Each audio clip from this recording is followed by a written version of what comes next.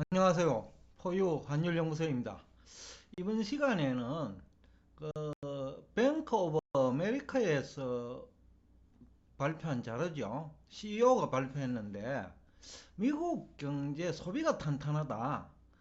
은행은 그 소비가 어떤지 알 수 있거든요.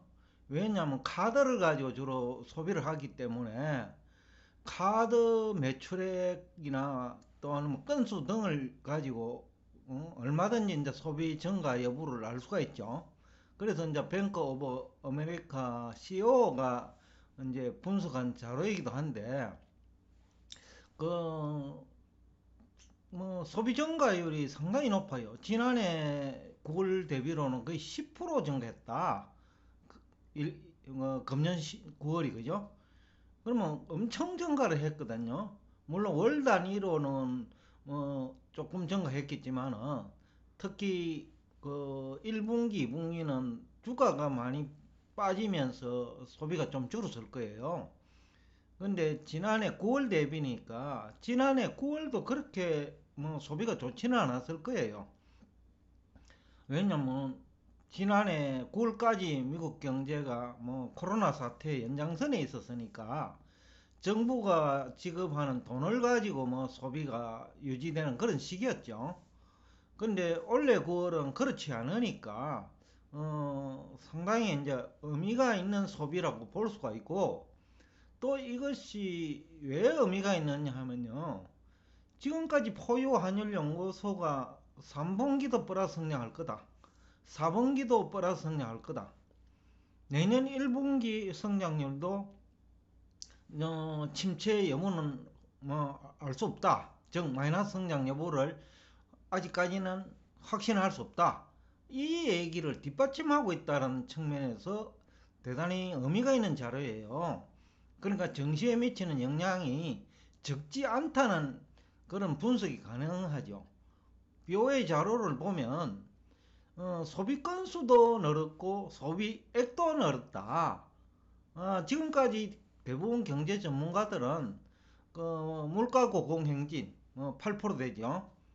그 다음에 연준 기준금리 인상 때문에 경기 침체를 주장했잖아요.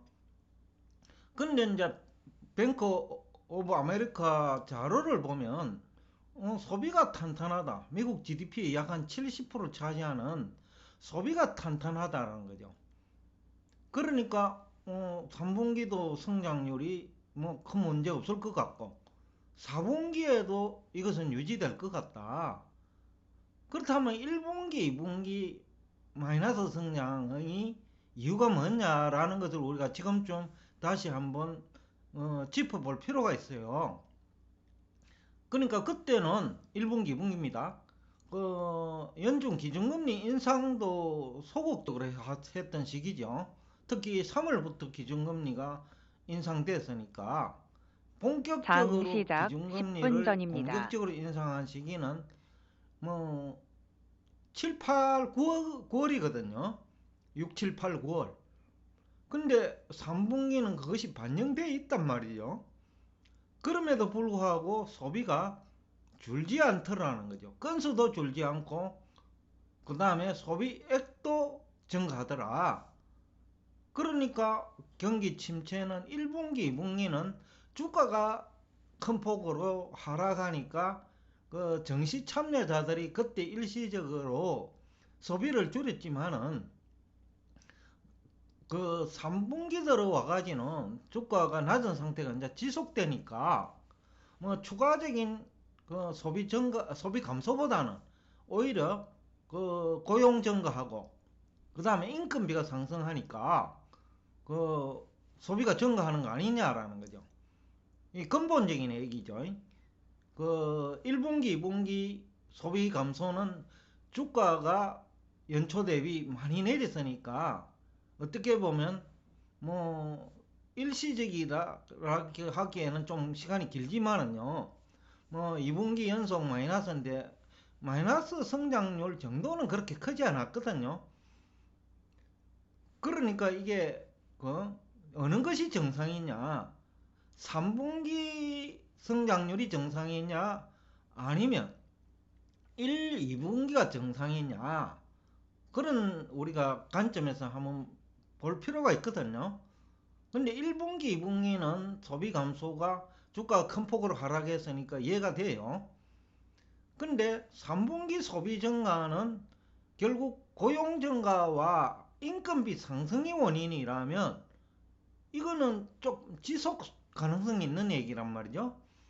왜냐하면 고용을 줄여야 되는데 지금 현재는 고용이 증가 추세에 있고 그 다음에 물가는 공공행진하고 인건비는 이미 올라가 있는 상태고 그래서 소비가 증가한다면 내년 1분기까지도 마이너스 성장을 걱정할 필요는 없는 거 아니냐 그런 뜻에서 정시에 미치는 영향도 적지 않을 거라는 생각을 하고 있어요.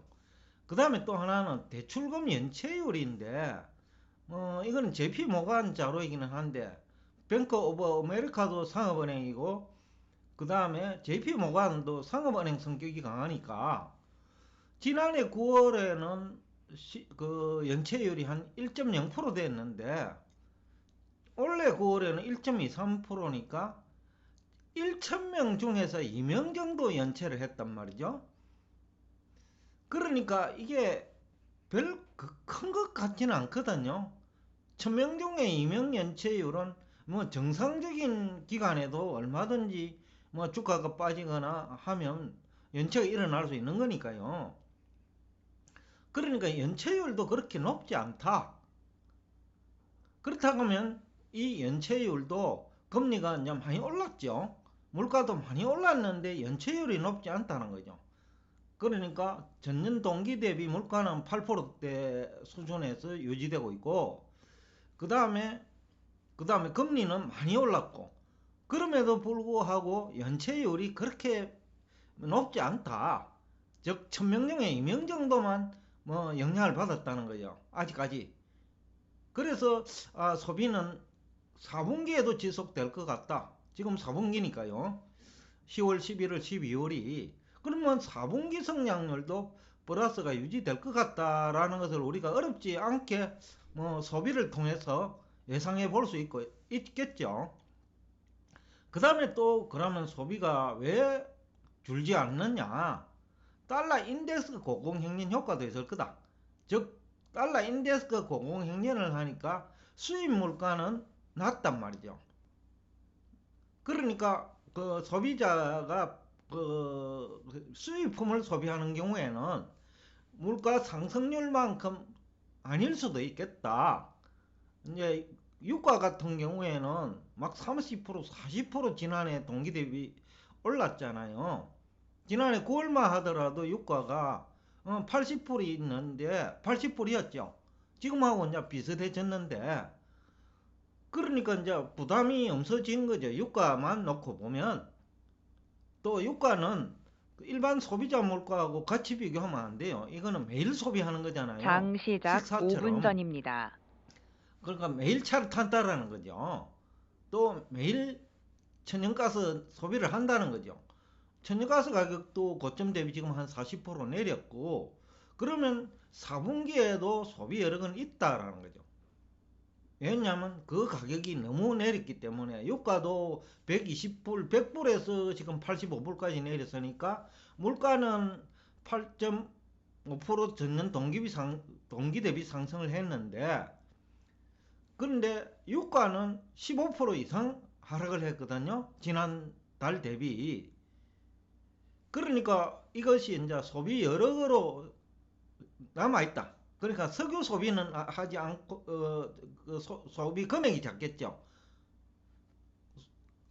소비량은 일정하다 하더라도 유가가 많이 내렸으니까 천연가스도 이제 2분기 대비 많이 내렸거든요.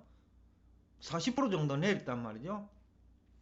그러니까 이것이 연체율을 낮출 수도 있고 다른 소비를 늘릴 수 있는 거죠. 그러니까 4분기에도 큰 문제는 없을 것 같다라는 거죠. 물론 다른 나라가 어려우니까 그 혜택을 보고 있죠. 달러 인덱스도 알고 보면 다른 나라가 어려우니까 미국 달러 인덱스가 고공행진하는 거예요. 지난 시간에 얘기했는데 미국 재무부 장관도 포유 환율 연구소와 분석이 똑같은 거였죠. 우리 국내 경제 전문가들은 달러 공급량을 늘렸으니까 또 미국이 재정 적자가 많으니까 달러가 약세가 될 것이다 라는 얘기를 많이 하죠. K대 교수, 아니 K대가 아니죠. 모 대학 K 교수.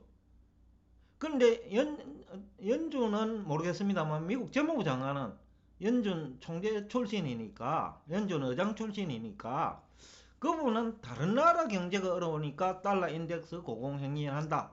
그래서 자연스럽다. 포유 환율 연구소 분석하고 똑같죠.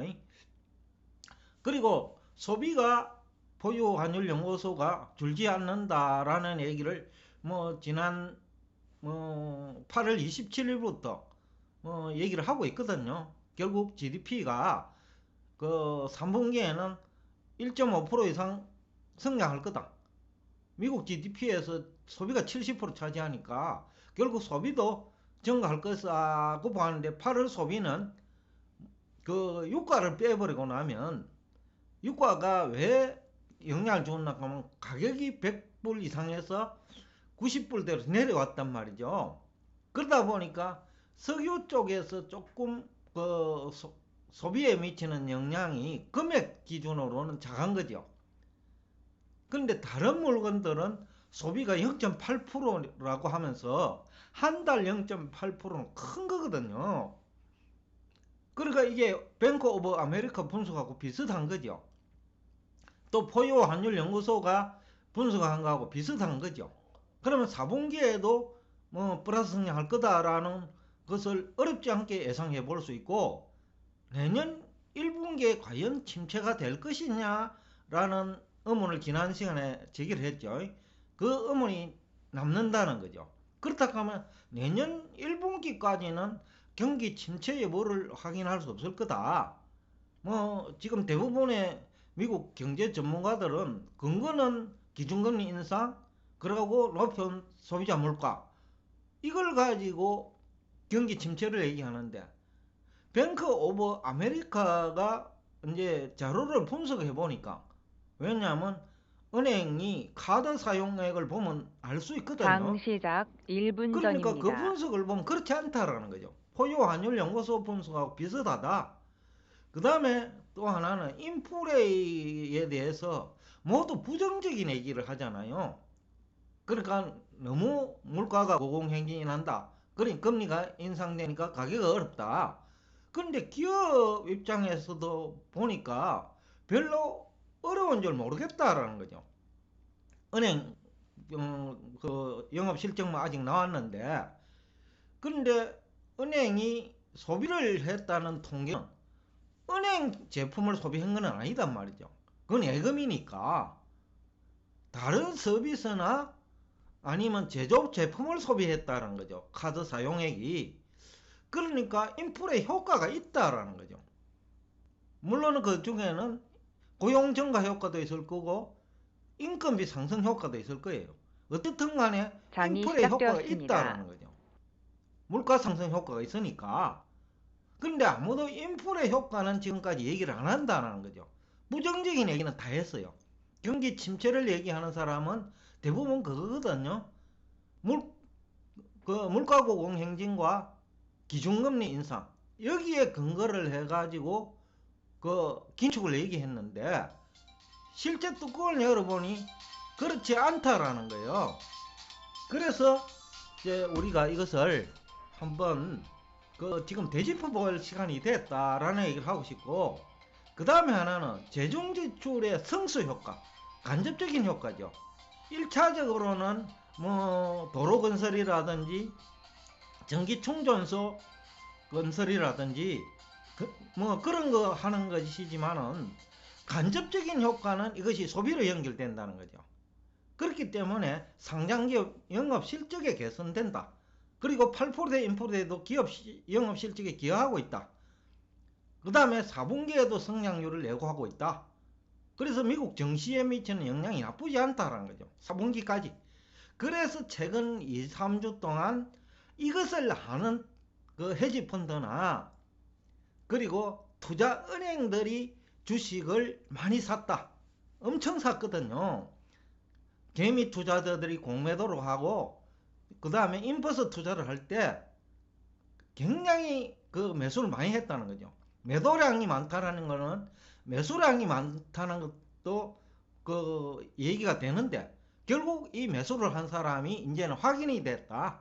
결국 뱅크 오브 아메리카의 분석을 이미 알고 있는 기관 투자자들, 헤지 펀드들이 많이 샀다. 그래서 금요일 날 내린 거는 많이 사기 위해서 오히려 가격 하락을 유도해 가지고 추가적으로 더 사가지고 주가를 끌어올린 결과 월요일 날 주가가 큰 폭으로 상승한 것은 아니냐. 그런데 이제 문제는 공매도 세력과 인버스 투자자예요. 이분들이 실적이 나빠지지 않는다는 것이 확인이 됐을 때 공포 심리는 이제는 그 주가 내릴 때 매수자 공포 심리만큼이나 오히려 더 크게, 왜냐하면 3분기도 4분기도 내년 1분기까지 침체가 안 온다면, 그리고 영업실적이 뒷받쳐 준다면 불안한 사람은 누구일까요? 인버스 투자자와 공매도 세력일 거다. 그런데 이제 얼마나 상승할 거냐? 포유환율연구소는 아직도 14,000원 돌파할 것이다. 나스닥 100 기준으로 그 정도는 상승할 여력이 있다 라는 얘기를 하면서 오늘 여러분과 대화를 여기서 끝내겠습니다.